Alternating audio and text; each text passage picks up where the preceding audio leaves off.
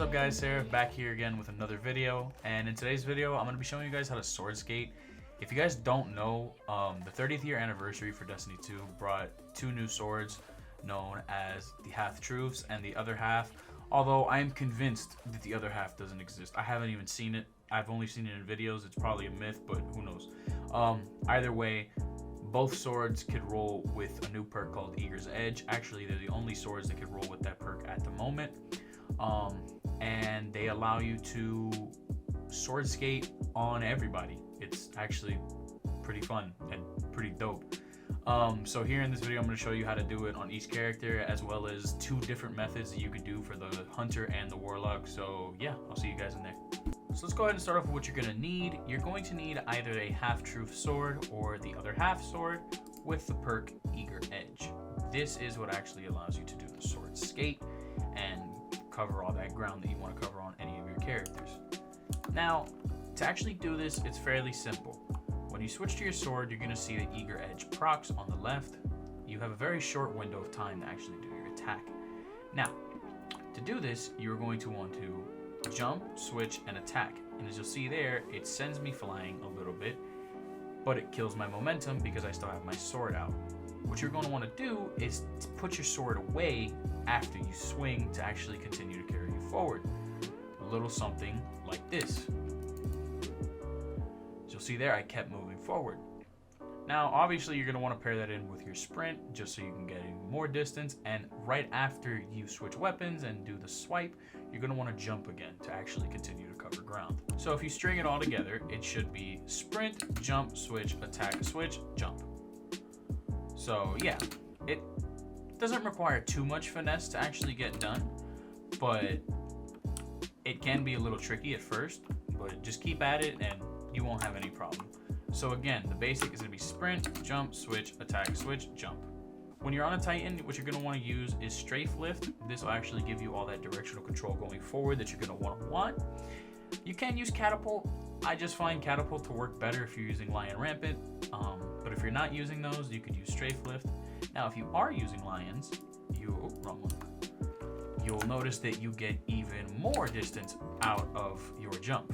As you see here, this is just off of one jump, and yeah, it's pretty crazy. It gives you enough time to get your EAGER EDGE back, and yeah, it's dope. You can just fly everywhere. So let's go ahead and switch to the Hunter. They have two methods of doing this. Now, next up, we have the Hunter. The Hunter and the Titan is pretty much the same thing. It's the same all around for all three characters. And as far as jumps go, you can use triple jump. I've seen a lot of people like to use strafe, but personally I like to use triple just because it gives me that more control towards the actual end of the burst. Just like on the Titan, it's going to be run, jump, switch, swipe, switch, and then jump. Now, unfortunately, the Hunter doesn't really get that added aerial bonus doing this regularly because you don't glide. It's kind of just like a bunny hop. However, in the second method, you can get some serious air. Now, for the second method, you're going to want to be on the Stasis Hunter, and you're going to want to have your Shatter Dive equipped. Shatter Dive is going to actually allow you to get this insane distance. Now, to do this one, what you're going to want to do is pretty much run towards any ledge, and right as you are about to reach the end of that ledge, switch to your sword, and this time you're going to do a heavy attack. That heavy attack is going to lunge you forward, and right as your character is going over the edge, you're going to want to do a Shatter Dive combo, which would be a jump and Shatter Dive immediately afterwards. So it would be something like that. You could practice it at first to actually get the timing down. Literally, as your character's feet leave the ground, you should be Shatter Diving just like that. That's how you actually start to practice to actually get this lunge. So again, it's going to be run towards a ledge, switch to your sword, do a heavy attack, and as your feet are leaving the ledge, do a jump and a Shatter Dive to get like a little cancellation animation, which will send you flying. So when you string it all in correctly, it should look like this. And as you see there, it's gonna send you flying. Now, you can do this off of any ledge. I just do it off of this one because it's easy to practice on. This is like your practice spot because you can just put a rally banner down and you'll always have ammo and you always have supers, and you won't have to worry too much about it. So yeah, this is the second hunter method. It's by far the funnest one if you actually get it right, and it sends you flying so far. It's actually insane. So run towards a ledge, switch, heavy attack, shatter dive, cancel. There you go. So now let's go ahead and switch to the Warlock. So last but not least, we have the Warlock. Now the Warlocks have 3 methods of doing this, 2 of which are the same if you use the proper subclass, but you could do this on any Warlock subclass as long as you are using Burst Glide. You shouldn't have any issue. The second one comes into having Top Tree Dawnblade. That'll allow you to do the second method, although they're both pretty much the same. Now for the Warlocks, it's going to be the same thing as normal.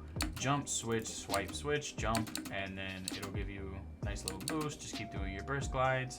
And then when you're about to lose it again, just do the switch. Remember, every 4 seconds, EAGER Edge comes back. And, you know, just switch directions if you need to, or if you want to keep going in the same path, you could do that as well. And yeah, pretty easy stuff.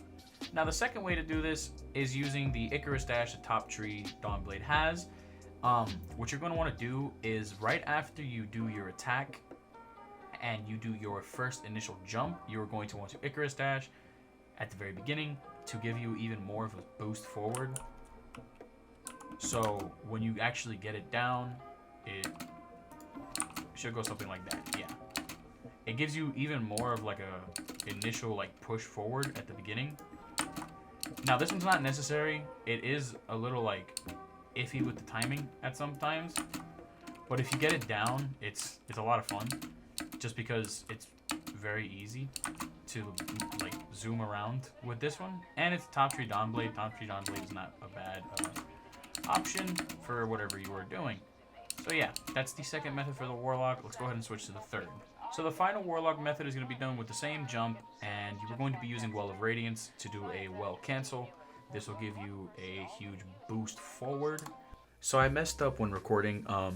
How a well cancel is actually done is you're going to want to run towards a ledge, and right before you reach the end of it, you're going to want to switch to your sword and do a heavy attack.